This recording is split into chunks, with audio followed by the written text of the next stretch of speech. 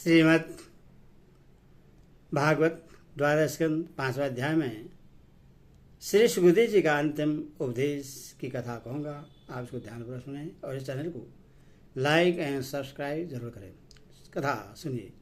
श्री सुखदेव जी कहते हैं, प्रिय परीक्षित, इस श्रीमद् भागवत महापुराण में बार बार और सर्वस्थ विश्वतमा भगवान श्री हरि का ही संकीर्तन हुआ है। ब्रह्मा रुद्र भी श्री हरि से पृथक नहीं है। उन्हीं की प्रसाद लीला और क्रोध लीला की अभिव्यक्ति है। हे राजन, अब तुम यह पशुओं की सी अविवेकमूलक धारण छोड़ दो कि मैं मरूंगा।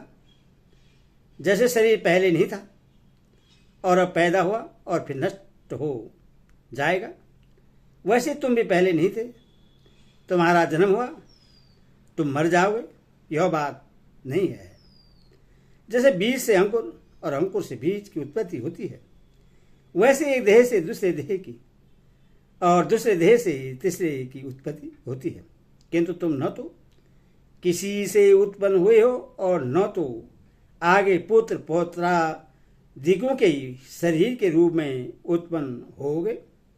अजी जैसे ही आग लकड़ी से सर्वदा अलग रहती है, लकड़ी की उत्पत्ति और विनाश से सर्वदा परे, वैसे तुम भी शरीर आदि से सर्वदा अलग हो।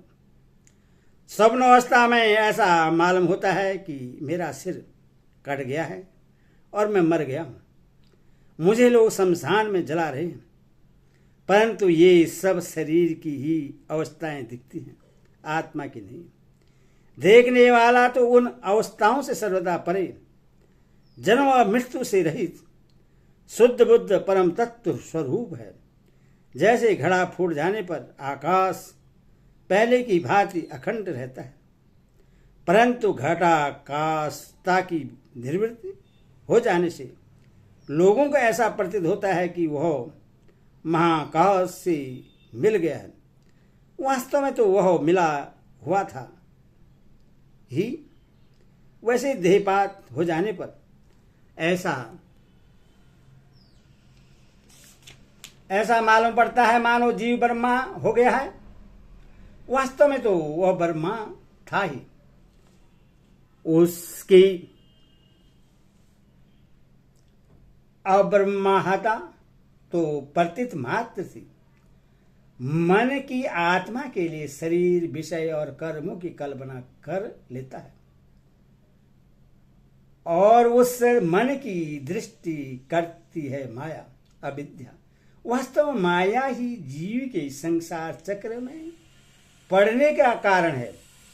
जब तक तेल रखने का पात्र, बत्ती और आग का सहयोग रहता है, तभी तक दीपक में दीपक बना है।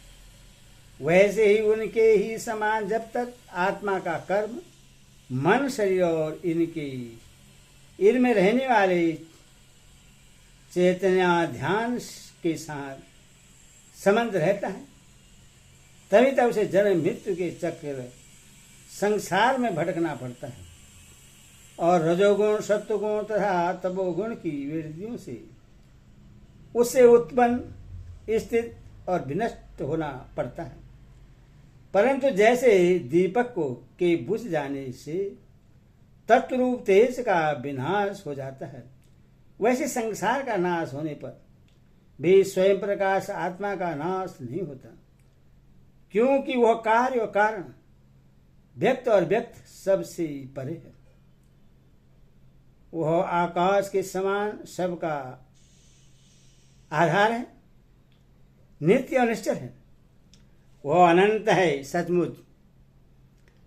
आत्मा की उपमा आत्मा ही है।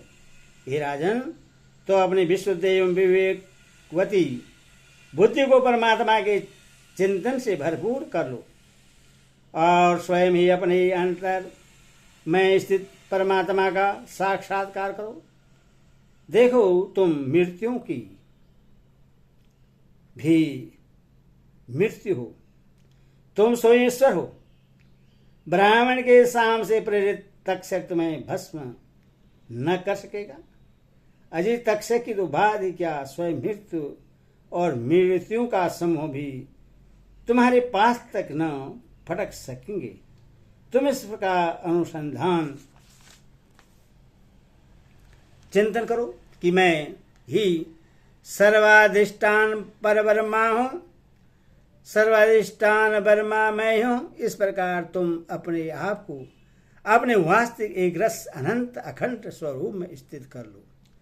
उस समय अपनी विषैली जीभ लबलबाता हुआ अपने होठों के कोने चाटता हुआ तक्षक आए और अपने विषपूर्ण मुखों से तुम्हारे पैरों में डस ले, कोई परवाह नहीं।